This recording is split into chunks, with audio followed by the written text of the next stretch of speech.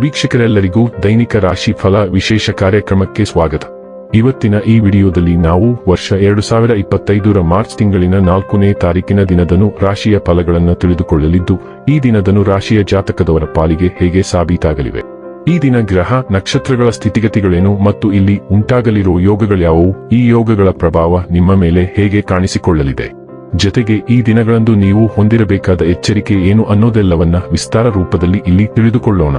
ಮಾಹಿತಿ ತಿಳಿದುಕೊಳ್ಳುವುದಕ್ಕೂ ಮುನ್ನ ನಮ್ಮ ವಿನಂತಿ ಎಂದರೆ, ನೀವಿನ್ನೂ ನಮ್ಮ ಚಾನೆಲ್ ಸಬ್ಸ್ಕ್ರೈಬ್ ಮಾಡಿಲ್ಲವೆಂದರೆ ದಯವಿಟ್ಟು ಈಗಲೇ ನಮ್ಮ ಚಾನೆಲ್ ಅನ್ನು ಸಬ್ಸ್ಕ್ರೈಬ್ ಮಾಡಿ. ಹಾಗೆ ನಿರಂತರ ವಿಡಿಯೋ ಅಪ್ಡೇಟ್ಸ್ಗಳಿಗಾಗಿ ಪಕ್ಕದ ಬೆಲ್ ಐಕಾನ್ ಕ್ಲಿಕ್ ಮಾಡಿ.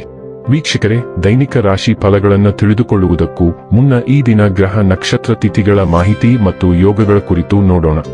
ಈ ದಿನವು ಮಂಗಳವಾರದ ದಿನವಾಗಿರಲಿದ್ದು, ಫಾಲ್ಗುಣ ಮಾಸದ ಶುಕ್ಲ ಪಕ್ಷದ ಪಂಚಮಿಯ ತಿಥಿ ಇರಲಿದೆ. ಪಂಚಮಿ ತಿಥಿಯು ಈ ದಿನ ಮಧ್ಯಾಹ್ನದ 3:16 ಇರಲಿದ್ದೆ. ನಂತರದಲ್ಲಿ ಷಷ್ಠಿ ತಿಥಿ ಪ್ರಾರಂಭವಾಗಲಿದ್ದೆ. ಜೊತೆಗೆ ಈ ದಿನ ರಾತ್ರಿಯ 2:37 ಭರಣಿ ನಕ್ಷತ್ರದ ಗೋಚರವಿರಲಿದ್ದು, ನಂತರದಲ್ಲಿ ಕೃತ್ತಿಕ ನಕ್ಷತ್ರದ ಗೋಚರ ಪ್ರಾರಂಭವಾಗಲಿದ್ದೆ. ಜೊತೆಗೆ ಈ ದಿನ ರಾತ್ರಿಯ 2:07 ಇಂದ್ರ ಹೆಸರಿನ ಯೋಗ ಇರಲಿದ್ದು, ನಂತರದಲ್ಲಿ ವೈದ್ಯುತಿ ಹೆಸರಿನ ಯೋಗ ಪ್ರಾರಂಭವಾಗಲಿದ್ದೆ. ಇನ್ನು ಚಂದ್ರದೇವನು ಈ ದಿನ ಮೇಷರಾಶಿಯಲ್ಲಿ ಗೋಚರಿಸಲಿದ್ದೆ. ಅದೇ ಸೂರ್ಯದೇವನು ಈ ದಿನ ಕುಂಭರಾಶಿಯಲ್ಲಿ ಗೋಚರಿಸಲಿದ್ದಾನೆ. ಇನ್ನು ಈ ದಿನದಂದು ಅಭಿಜಿತ್ ಮುಹೂರ್ತ ಮಧ್ಯಾಹ್ನದ 12:10 ಇಂದ ಮಧ್ಯಾಹ್ನದ 12:56 ಇರಲಿದ್ದೆ. ಇದು ಈ ದಿನದ ಗ್ರಹ ನಕ್ಷತ್ರ ತಿಥಿಯ ಕುರಿತಾದ ಮಾಹಿತಿಯಾಗಿದ್ದು, ಇದರ ಆಧಾರದ ಮೇಲೆ ನಿಮ್ಮ ದಿನಚರಿಯಲ್ಲಿಯೂ ಬದಲಾವಣೆ ಕಂಡು ಬರಲಿದೆ. ಇನ್ನು ಈಗ ಈ ದಿನದ ಧನು ರಾಶಿಯ ಫಲಗಳ ಕುರಿತು ನೋಡುವುದಾದರೆ, ನಕಾರಾತ್ಮಕ ಆಲೋಚನೆಗಳು, ಮಾನಸಿಕ ಕಾಯಿಲೆಗಳಾಗುವ ಮೊದಲೇ ನೀವು ಅವುಗಳನ್ನು ನಾಶ ಮಾಡಬೇಕು.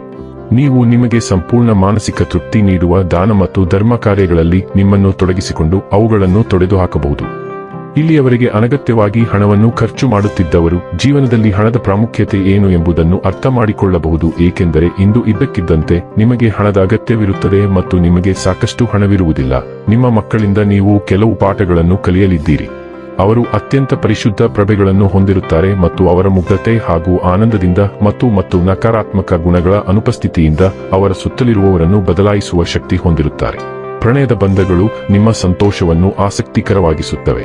ಇದು ನಿಮ್ಮನ್ನು ವ್ಯಕ್ತಪಡಿಸಲು ಮತ್ತು ಸೃಜನಶೀಲ ಸ್ವರೂಪದ ಯೋಜನೆಗಳಲ್ಲಿ ಕೆಲಸ ಮಾಡಲು ಒಳ್ಳೆಯ ಸಮಯ. ನಿಮ್ಮ ಉತ್ತಮ ಸ್ನೇಹಿತರೊಂದಿಗೆ ಇಂದು ಉಚಿತ ಸಮಯವನ್ನು ಆನಂದಿಸಲು ನೀವು ಕಲ್ಪನೆಯನ್ನು ರಚಿಸಬಹುದು.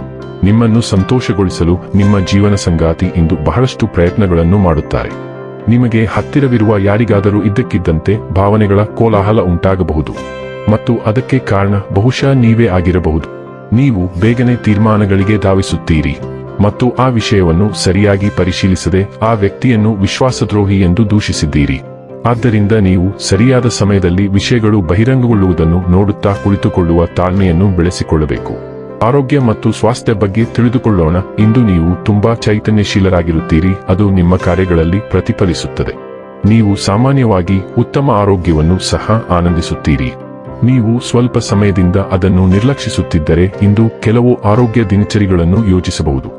ನಿಮ್ಮ ಕೆಲಸದ ನಿಮಿತ್ತ ನೀವು ಬಿಸಿಲಿನಲ್ಲಿ ಹೋಗಬೇಕಾಗಬಹುದು. ಆದ್ದರಿಂದ ದಿನದ ಕೊನೆಯಲ್ಲಿ ತಲೆನೋವು ಬರುವ ಸಾಧ್ಯತೆ ಇರುವುದರಿಂದ ನಿಮ್ಮೊಂದಿಗೆ ಛತ್ರಿಯನ್ನು ಒಯ್ಯಿರಿ.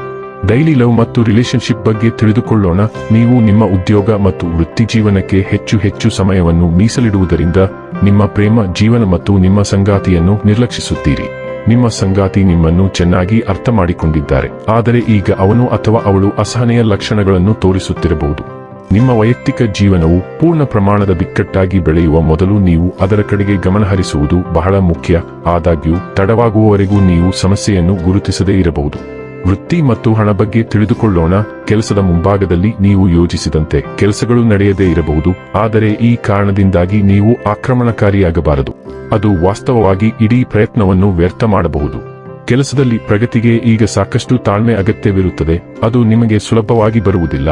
ನಿಮಗಿಂತ ಕಡಿಮೆ ಪ್ರತಿಭಾನ್ವಿತ ವ್ಯಕ್ತಿ ಹೆಚ್ಚಿನ ಶಕ್ತಿಯನ್ನು ಹೊಂದಿರಬಹುದು, ಆದರೆ ಈಗ ಈ ವ್ಯಕ್ತಿಯೊಂದಿಗೆ ಜಗಳವಾಡದಿರುವುದು ನಿಮ್ಮ ಸ್ವಂತ ಹಿತದೃಷ್ಟಿಯಿಂದಾಗಿರುತ್ತದೆ.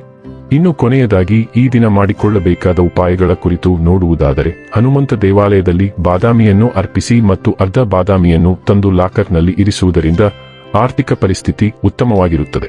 ವೀಕ್ಷಕರೇ, ಇದಾಗಿತ್ತು ಧನು ರಾಶಿಯ ಜಾತಕದವರ ದೈನಿಕ ರಾಶಿ ಫಲದ ಮಾಹಿತಿ ಇಷ್ಟವಾದರೆ ವಿಡಿಯೋವನ್ನು ಲೈಕ್ ಮತ್ತು ಶೇರ್ ಮಾಡಿ. ಹಾಗೆ ಚಾನೆಲ್ ಸಬ್ಸ್ಕ್ರೈಬ್ ಮಾಡುವುದರ ಜೊತೆಗೆ ನಿರಂತರ ವಿಡಿಯೋ ಅಪ್ಡೇಟ್ಸ್ಗಳಿಗಾಗಿ ಪಕ್ಕದ ಬೆಲ್ ಐಕಾನ್ ಕ್ಲಿಕ್ ಮಾಡಿ.